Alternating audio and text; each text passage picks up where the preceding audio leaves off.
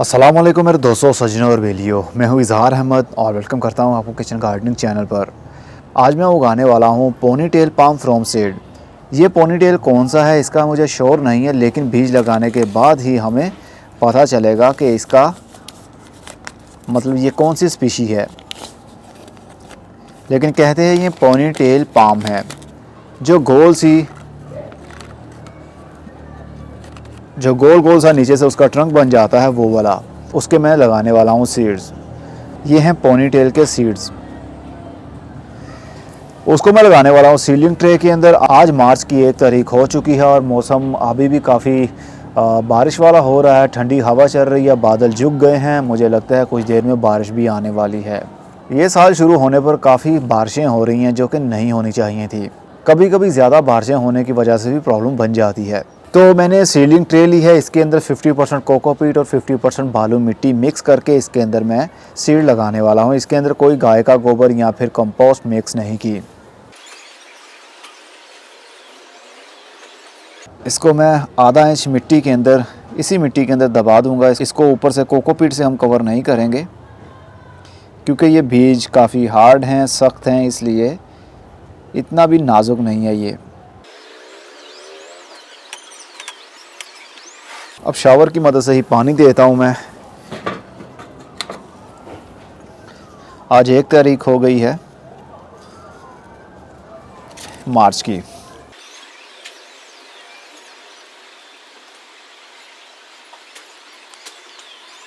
अब इसको मैं रख दूंगा पॉली हाउस के अंदर ही। अगर तो मौसम सही रहा तो इसको आउटडोर भी हम बाहर भी रख सकते हैं, लेकिन अगर बारिश आ जाती है, बारिश के कतरे इस मिट्टी के ऊपर पड़ेंगे तो बीज अपनी जगह से हट जाएंगे, में भी वो मिट्टी से बाहर निकल आएँ तो काफ़ी प्रॉब्लम भी बन सकती है। इस सेफ्टी के लिए अच्छा ये है कि इसको कवर कर दें किसी प्लास्टिक से या फिर पॉली हाउस के अंदर रख दें जब तक इनकी जर्मिनेशन शुरू ना हो।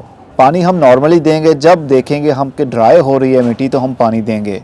बहुत ज़्यादा पानी इनको नहीं चाहिए होता, अगर ज़्यादा पानी देंगे तो ये सीड गल जाएंगे अंदर ही। और पाम से ताल्लुक़ रखने वाले जितने भी पौधे हैं उनके सीड से अगर ग्रो करते हैं तो उनकी जर्मिनेशन काफ़ी लेट शुरू होती है, जल्दी जर्मिनेशन शुरू नहीं होती उनकी बीज से। इसलिए सब्र के साथ ये काम करना पड़ेगा और इसको इनके ऊपर ध्यान भी रखना पड़ेगा कि मिट्टी खुश्क ना रहे और ना ही बहुत ज़्यादा पानी मिले। तो चलिए अब मिलते हैं कुछ दिनों के बाद जब तक इनकी जर्मिनेशन शुरू होती है। अगर चाहें तो इसको धूप में भी रख सकते हैं, अगर चाहें तो शेडी एरिया में भी रख सकते हैं, लेकिन धूप में अगर रखते हैं तो इसकी रोज़ मिट्टी 2 से 3 मरतबा भी ड्राई हो सकती है, क्योंकि ये जो सीलिंग ट्रे है इसके छोटे छोटे से सेल्स हैं जिसके अंदर हमने सीडलिंग की है।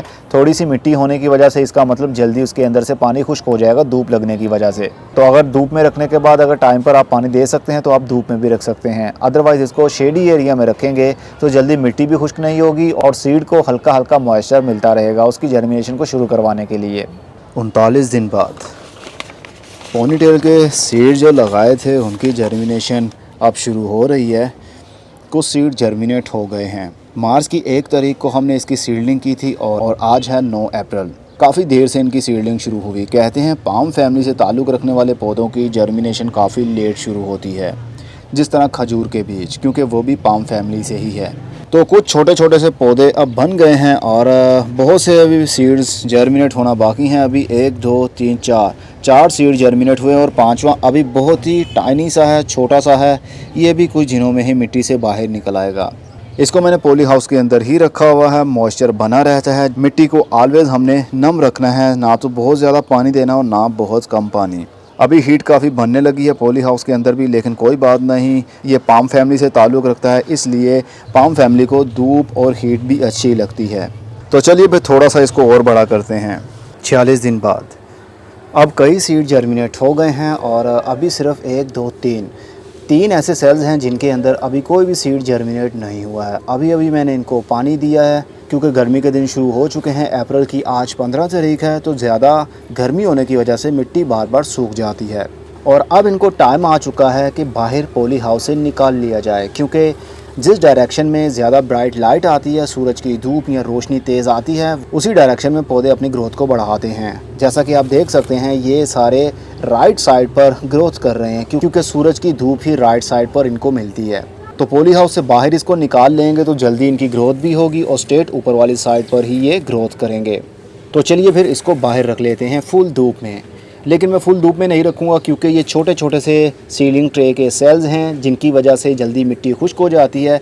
इसलिए इनको मैं अभी शेडी एरिया में ही रखूँगा क्योंकि गर्मी वैसे ही काफ़ी है अभी, और बाहर पॉली हाउस से काफ़ी ब्राइट लाइट रहेगी।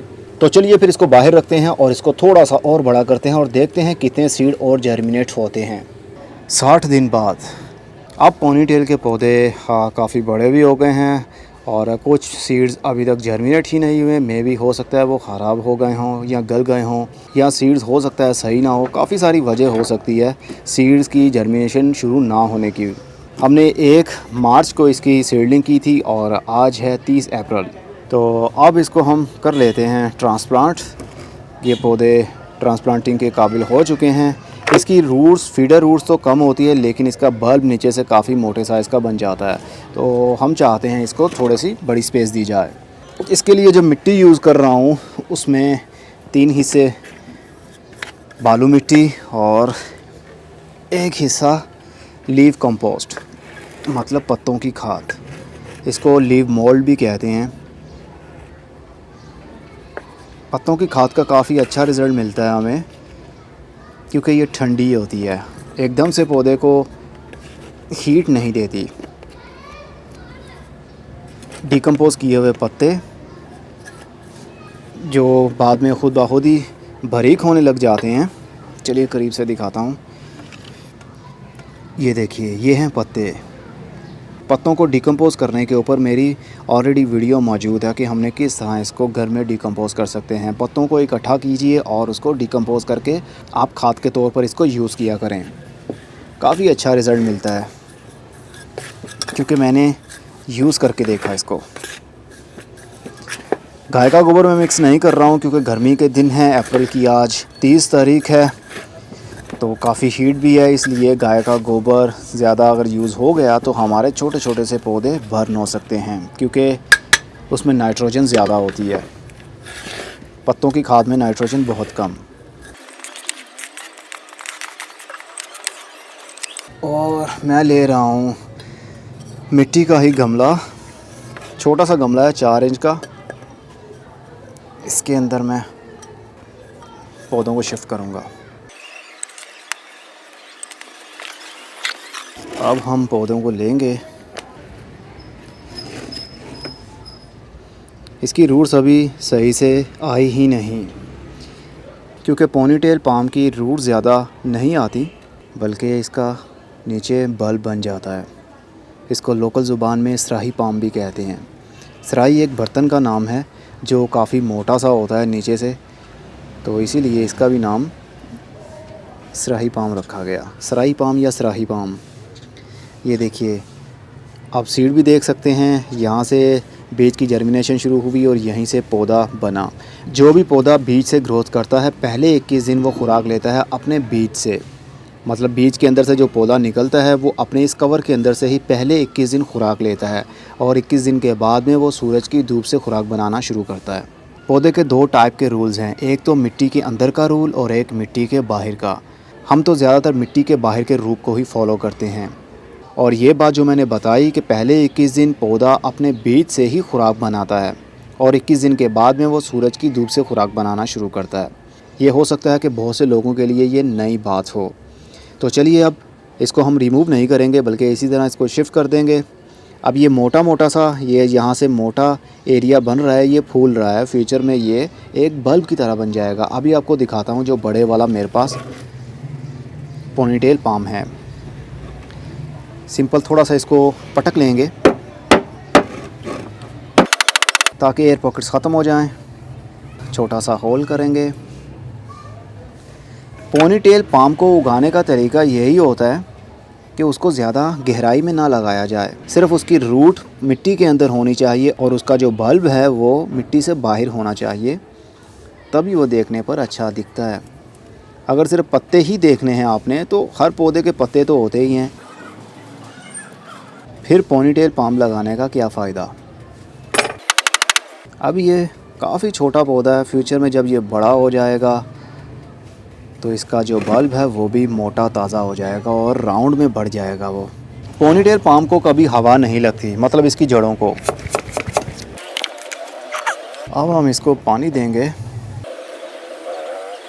ये बबल्स मिट्टी के अंदर जो एयर पॉकेट्स हैं उसके ख़त्म होने की निशानी है। पोनीटेल पाम धूप में भी रह सकता है और शेडी एरिया में भी रह सकता है, लेकिन इंडोर नहीं, क्योंकि ये एक पाम फैमिली से ताल्लुक़ रखता है और मोस्टली पाम फैमिली के पौधे फुल धूप में ही अच्छे से सर्वाइव करते हैं। तो अब हम इसको रख देंगे कुछ दिनों के लिए शेडी एरिया में, और उसके बाद में हम इसको फुल धूप में भी रख सकते हैं, लेकिन शेडी एरिया में भी काफ़ी अच्छे से इसकी ग्रोथ बढ़ती रहती है। चलिए मैं दूसरे भी इसी तरह शिफ्ट कर लेता हूँ। हमने सीड्स को उगाना था, हमने उगा लिया, और कुछ पौधे बनाने थे, हमने बना लिए। हमसे 6 पौधे बन गए हैं। अब इनको मैं रख दूंगा शेडी एरिया में कुछ दिनों के लिए, 4 से 5 दिनों के लिए, और उसके बाद में इसको हम फुल धूप में रख देंगे, क्योंकि ये फुल धूप का ही पौधा है और अच्छे से सर्वाइव भी फुल धूप में ही करेगा। उम्मीद करता हूँ वीडियो अच्छी ज़रूर लगी होगी। पोनीटेल पाम के सीड्स भी आपने देख लिए और उसको कैसे उगाना है और कितने दिनों में उनकी जर्मिनेशन शुरू होती है वो भी आपको पता चल गया। अब वीडियो को लाइक करना तो बनता है, जल्दी से लाइक कर दीजिए और हो सके तो उसको शेयर भी कर दें। अब मैं चलता हूँ, खुदा हाफिज़, goodbye, see you and tata, और अपना बहुत सा ख्याल रखिएगा। और हाँ, अभी आपको दिखाता हूँ बड़े वाला जो पोनीटेल मेरे पास है। ये है वो पोनीटेल जो मेरे पास है, और इसका बल्ब देखिए कितना बड़े साइज़ का बल्ब है। जो अभी आपने छोटे छोटे से पत्ते देखे हैं वो यही पत्ते होंगे। जब ये बड़ा हो जाएगा तो इसी तरह के उसके पत्ते भी हो जाएंगे, और ये पोनी की तरह जिस तरह बाल लटक रहे होते हैं उस तरह लटकना शुरू कर देंगे। और ये पप्स भी देता है, मतलब एक बल्ब के ऊपर कितने सारे पौधे बनते हैं जिस तरह अभी आपको ये देख रहे हैं। तो फ्यूचर में ये और भी बड़े हो जाएंगे, तो हम इसको काट के अलग गमले के अंदर लगाएं तो हमसे और भी पौधे बन सकते हैं। ज़रूरी नहीं कि ये सिर्फ सीड से ही ग्रो होता है। इसको जितनी ज़्यादा स्पेस देंगे ये उतनी ज़्यादा ग्रोथ करेगा, लेकिन इसकी ग्रोथ रेट इसका बहुत ही कम होता है। कई सालों के बाद में थोड़ा सा बढ़ता है। ये पाम फैमिली से ताल्लुक़ रखने वाले मोस्टली पौधे बहुत ही आराम से ग्रोथ करते हैं, बहुत स्लो ग्रोथ होती है उनकी। जिस तरह खजूर का पौधा, वो भी कई सालों के बाद में जाकर थोड़ा सा बड़ा होता है।